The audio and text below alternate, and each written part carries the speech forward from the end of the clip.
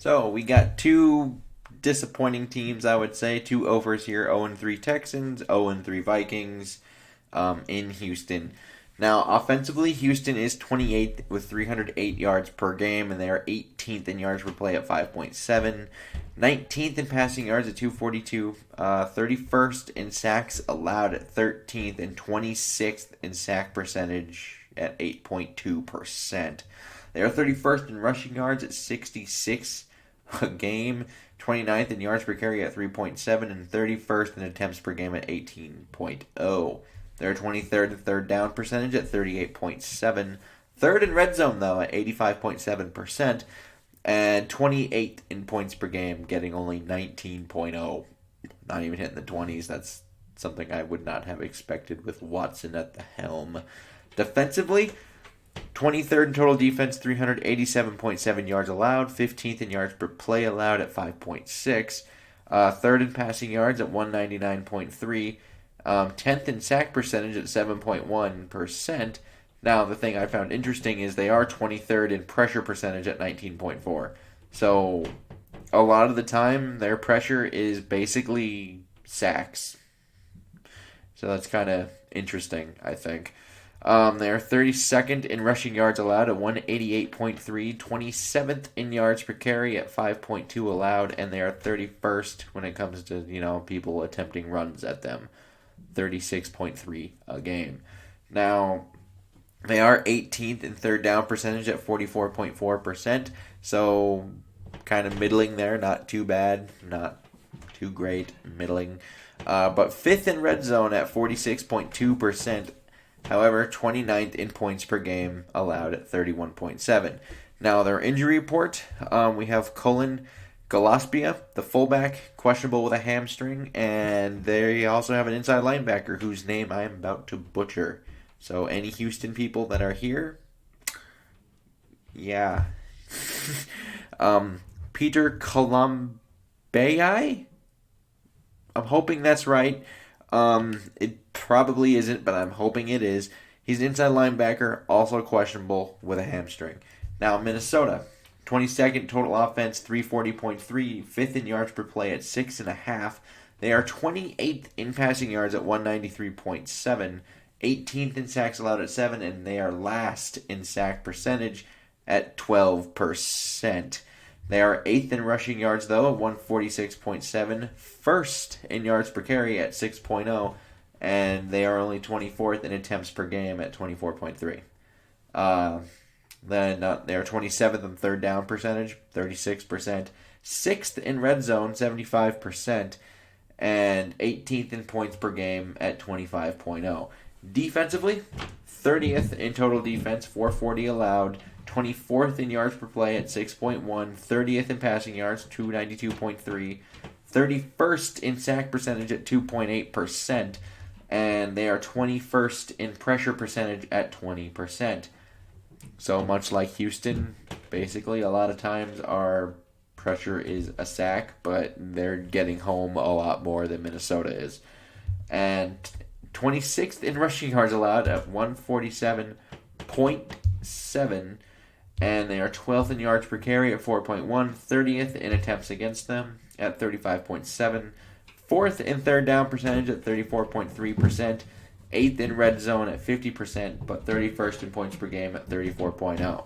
Now, Mike Hughes, he's out with a neck injury, and Chris Boyd is doubtful with a hamstring, but they do get starting cornerback Cameron Dantzler back.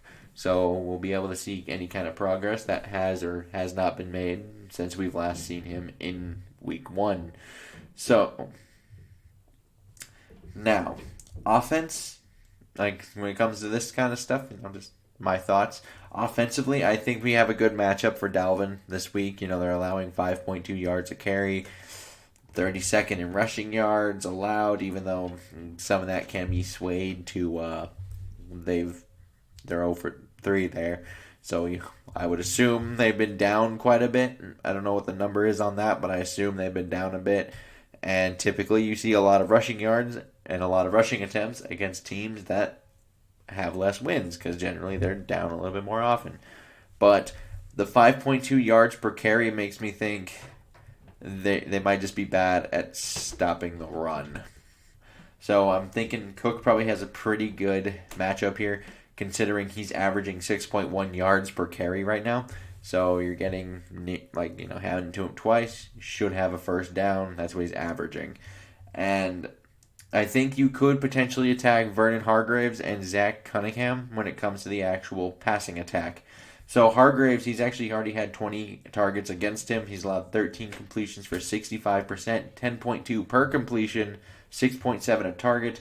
He's allowed a score and a 100.6 quarterback rating when throwing at him. And then Zach Cunningham, he's had a rough time. In the coverage. So 14 of 14, obviously that's 100%. 9.9 per completion, and that's the same as the target. He's allowed 2 scores, 147.6 quarterback rating, and 118 yards after the catch. So I'm thinking if you can start getting, Irv Smith and or Dalvin Cook lined up on Zach Cunningham out of the backfield, or as like the H-back for Irv Smith, or just have his inline tight end spot, you could potentially find something right there to attack in the middle of the field, which should help, the struggling guards, especially since they have J.J. Watt. They do have J.J. Watt, who already has 2 sacks and 7 pressures. So quick passing attack, something we should look at, and probably, just keep it status quo with the running game with Dalvin Cook. Just try to keep that going because he's a very good running back, and this team doesn't really seem very good at stopping running backs. So try to keep that going. Quick passing, Dalvin Cook. Hopefully you can set up some play action passes off of that. And defensively, you need to keep Watson contained to the pocket. Big plays tend to happen when quarterbacks start to break the pocket. So, yeah, that would be first and foremost. And then you have to kind of stop that 31st ranked rushing attack. Just keep them one-dimensional. They have been one-dimensional so far. We need to keep them that way. And you need to be able to actually produce some pressure and sacks against this team, because this team is not very good at stopping that. So hopefully, you can start actually getting after the quarterback, but since it is Watson and it is a very mobile quarterback, you're still going to need to be very disciplined in your rush lanes and still have to layer the rush very well, just because he can break the pocket, and then if you go too aggressive, there's 20 yards, and just because he ran, and you can't be doing that. So, and they do have a lot of speed out wide, so I would expect some soft zones to come out, and they may just kind of fan out, try to stop that big play, because that's really, really hurt this team in the early goings of this season. So I would expect them to kind of stay back a little bit. I don't know if we'll see as much man coverage, just so they don't have that speed advantage. And that would also tell me, if you're one of those fantasy people, maybe you look into the Houston Texans tight end there in Jordan Akins. So, because with all that speed out wide, you could be looking at a lot of tight end and running back with Akins and David Johnson out of the backfield, potentially.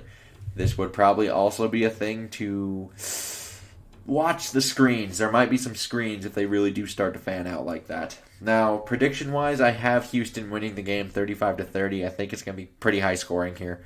And it's mostly because we have 2 very underwhelming defenses. One of them's allowing 31.7 per game in terms of points. The other one's at 34. So we're probably going to get something in the 30s. One of them may even hit 40. So, yeah, but I do see enough holes in the Houston side of things where if Minnesota were to get their first win this week, I don't think I'd be terribly too surprised. I still just can't take them until they actually win a game. They probably should have won last week, but that's exactly why I can't. So, yeah, and Kubiak did do a lot better last week when it came to actually calling the plays, and it will be interesting to see how, the things he was doing last week, how will teams come out and attack that. We'll get our first sample size of that, because undoubtedly things he did last week worked well. He put up 30 points.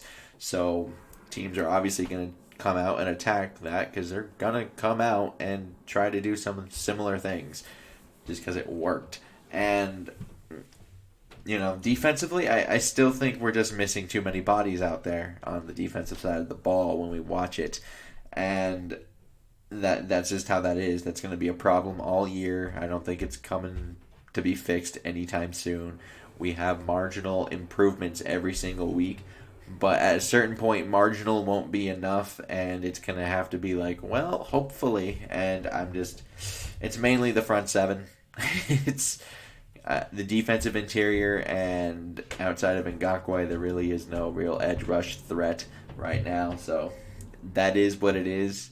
They just don't have the bodies there, and they do get Cameron Dantzler back, the starting rookie corner that they drafted in the third round. So we're gonna be able to see hopefully continued development from him, see how that goes, all that good stuff. So I'd like to know your guys' thoughts and opinions down below. Like and subscribing, super helpful. And until next time, I bid y'all adieu.